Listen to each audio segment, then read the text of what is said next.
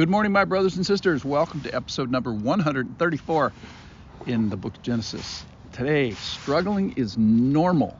So we're going to see in this story, Jacob is going to wrestle with God. And here's the thing about wrestling with God. It is the defining characteristic of the Christian walk. Let me say that again. It's the defining characteristic of the Christian walk. So it's a sweet story in that profoundly God wrestles back in a nice way. He becomes a man. And again, God is going to come again as a man to allow wrestling with him. That's going to be in Jesus. But many of the considerations of this interaction are the same kinds that you and I do with Christ. The point here is that God allows wrestling. He encourages it. And he grows us through difficult circumstances, dislocating us by pain. And he does this in a sweet way, not to overpower us, but to allow us to grow through this. So listen to the story.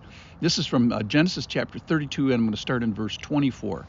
And Jacob was left alone, and a man, turns out to be God later on, wrestled with him until the breaking of the day.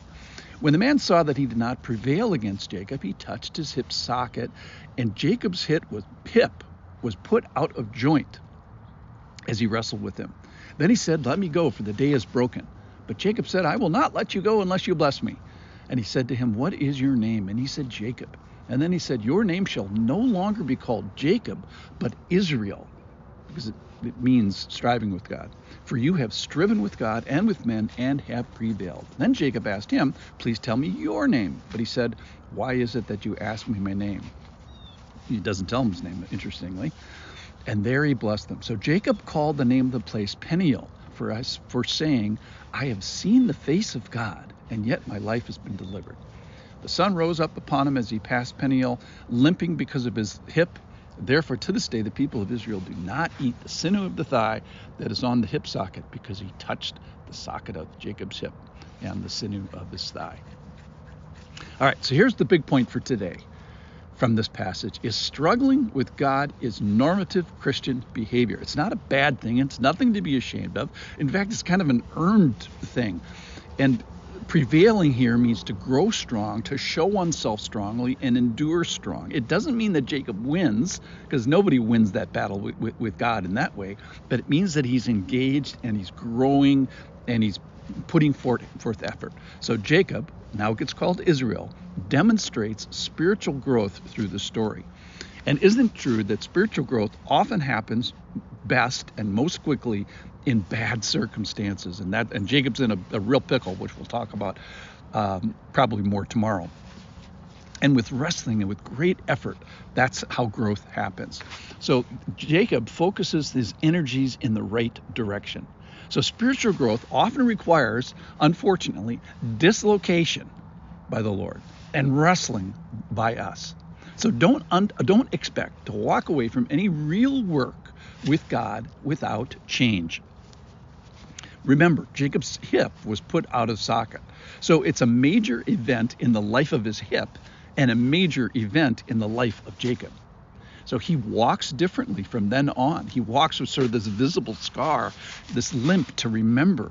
And not only that, the limp is others remember. So Jacob gets changed, and in fact, it changes the whole nation of Israel. And apparently, one of my commentaries says that observant Jews still maintain this practice of not eating this part of the thigh 4,000 years later.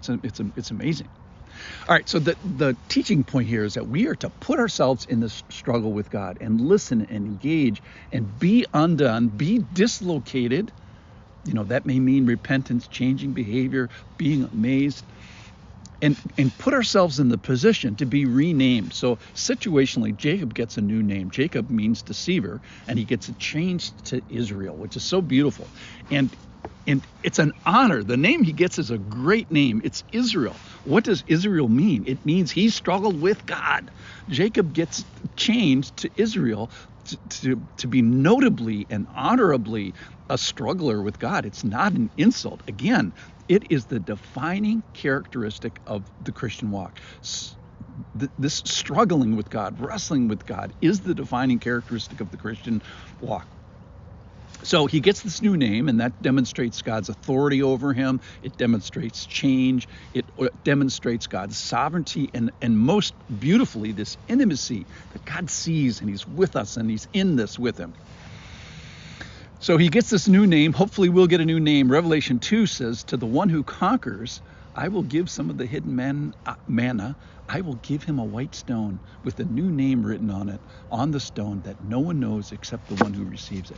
So if we do this right, ladies and gentlemen, not only Jacob gets a new name, but we'll get a new name when we go to heaven by Jesus. So someday we may get a new name from God, and that is a day to look forward to and anticipate. All right, so let's wrap this up. Spiritual growth is hard. It requires effort. It requires wrestling, and is often dislocating. So it is usually or often done in bad circumstances, and Jacob's are terrible here. We didn't talk about that much today. But if that's you, if you're in a bad circumstance, kind of rejoice in a sense. Understand and be steadfast through this time. Why? Because it's worth it. You get the Lord, you get intimacy, you might get a new name someday, and you may get this to name the place that you're at after you leave it, maybe the face of God. I saw the face of God. So seeing the face of God is worth it. It's worth the exertion. It's worth the change. It's worth the dislocation sometimes. It's worth getting a new name.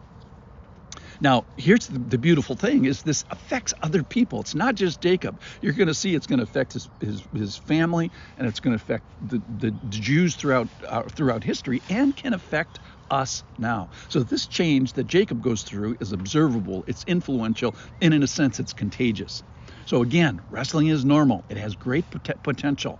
And let's put ourselves in the struggle with God. It's not a bad thing. So let's engage and listen and be undone if that's necessary. Be dislocated. That might be repentant, maybe to be amazed. So likely, nowadays, your wrestling with God will be with the claims of Jesus. So study him, seek him, read about him, ask about him, and yes, ladies and gentlemen, wrestle with him and watch him make you new.